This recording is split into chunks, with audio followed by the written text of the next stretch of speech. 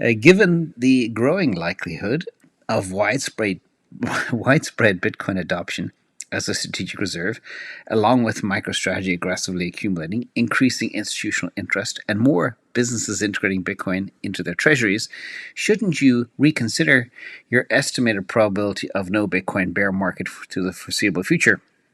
A few months ago, you placed this probability at 20%. And what is your probability now? Cheers from Berlin, Germany. Well, this is such a good question, and I think about all of this all the time, but I try and be balanced. So let's revisit with a couple of data points, which I think are quite profound. First of all, let's look back at history. When the gold ETF launched, it launched gold into an 8-year bull run post-launch. It shot up basically for 8 years straight with a little bit of a dip during the global financial crisis. But other than that, it was up. And that was pretty incredible. The question is, how does gold compare to Bitcoin? Well, Bitcoin's a lot harder. It's a lot scarcer. It's a lot more finite. Whereas gold, if you want more, you just dig a little bit deeper. And made a very interesting post last night, actually, in Patreon about gold and what would happen if Fort Knox didn't have all the gold that they're supposed to have. And by the way, they haven't been audited, I think, since 1976, if I recall. Anyway, we'll see. Maybe that would be a big government rug pull on gold. But let's talk about the perpetual bull market.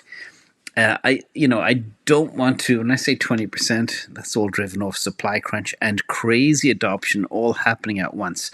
We are seeing some signs of that. So yes, correctly stated, I was at 20%. I'm probably at 25% chance now of this happening. But remember, there will always be a bear market because the definition of a bear market is a 20% drawdown. And that's very easy to happen in Bitcoin. In fact, that can happen overnight sometimes. But when we think about a perpetual bull market, markets are cyclical. There's always black swans. There's always fears. Like we've just gone through tariff fears and all sorts of stuff that drove the markets down. Economic conditions, reg changes, technological advancements.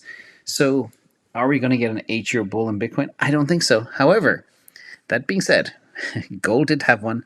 Supply crunch is looking possible. But again, if a supply crunch even appears to be there, the price will skyrocket, forcing more supply to come in the market because people will sell and take their lifestyle chips.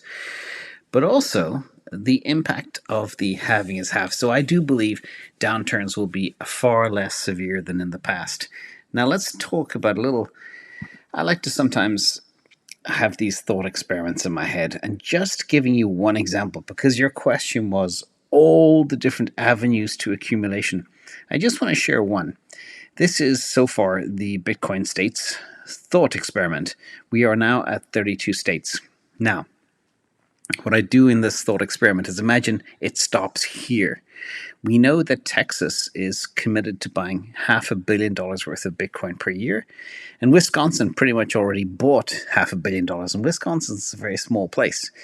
So if you do the math, just real simple, 32 times $500 million per year, that's 160,000 Bitcoin. That is 356 days of supply, not 365, but 356 days of supply. And that basically these 32 states will suck up all the supply. And that assumes nobody else, nobody in Dubai, nobody around the world, no MicroStrategy, no nobody. So could it happen? Yes.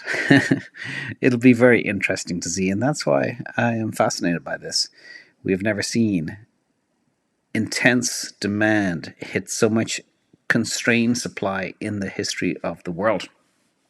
And that's always been my obsession. Here we are. So thank you so much, Berlina, for the question.